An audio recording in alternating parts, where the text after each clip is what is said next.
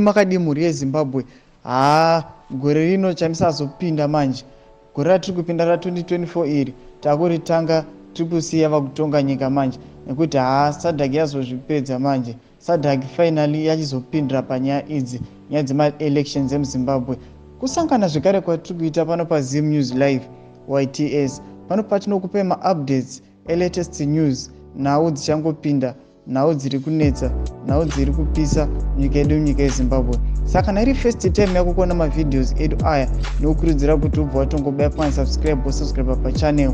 Kana wanga wagara wakasubscribe achibva walike video kuti urambe uchiona ma-updates nenhau dzedu dzemandoro kwati, nhau dzatinokupa kurirai kuti hakuna zvatinogadzirira zuva nezuva kuti munzwe nhau dzedu.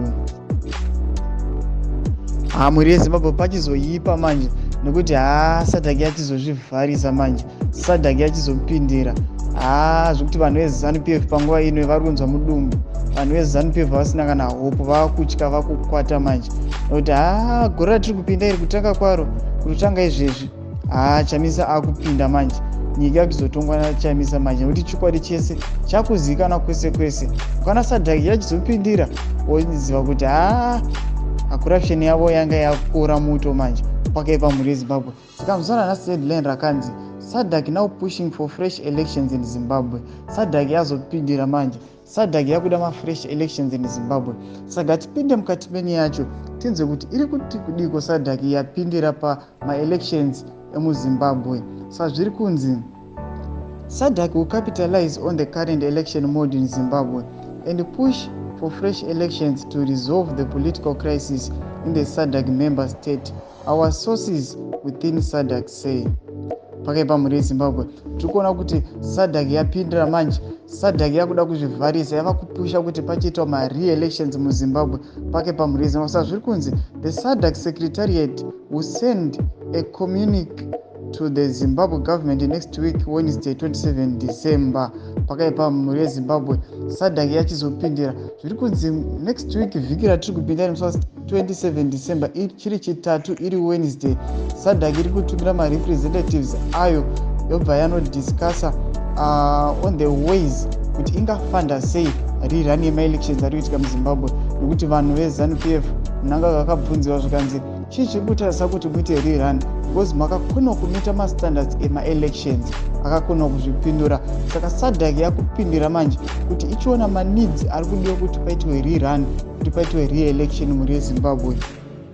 Saka chimwe chakonzeresa kuti ma-elections aya atangidziwe inyaya kuti Siomi yakatumwa ndobva yauya ikapa ripoti ichiti Zimbabwe government yako mnangagwa yakakona kumita ma-standards ema-elections. Saka hapana patingati ma-results amakapublisha ndeyechokwadi because pane ma-complaints akawandisa pakaipa mhuri yeZimbabwe. Saka solution yatongoya panapa iri kunzi solution ndekutongotangidza ma-elections mogara mapedza nyaya dzacho, kuti ivo vanonzi ma-elections akaitwa muna August but paonekwa kuti ma-standards haana kumitiwa, patopfuura more than 3 months vachikonewa kuita re-election. Saka vaibvunzwa zvakanzi chii chiri kukonesa kuti muite re-election paperiod yese iyi. Saka munanga wakakona kupindura. Saka SADC ndopa yabva yapindira, SADC ndobva yauya nobva yati haiwa takutuma ma-representatives on the 27th of December, ndiye ochiuya ochidiscussa manje kuti ma-needs ari kudiwa kufanda the re-elections neapi.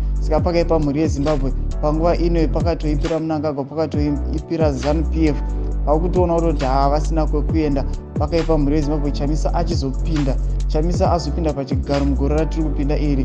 Saka mhuri yeZimbabwe, kana une mafungiro ako ndinokurudzira kuti ubva tokuenda pacomment section pedu, ubva watongoisa maonero ako kuti view yako yakamira sei panyaya iyi, view yako iri kuti kudii pamusoro penyaya iyi. Kana wasati wasubscribe pachannel iyi ndo mukana wandiri kupa kuti ubva wangobaya pansubscribe, ubva wasubscribe pachannel pamwechete nekulike kuti murambe muchiona ma-updates atinokupai pano paZim News Live YTS, nekuti kuita zvese izvi mahara. Tatenda mhuri yeZimbabwe, kusangana muvhidhiyo redu rinotevera. Muva nezuva rakanaka.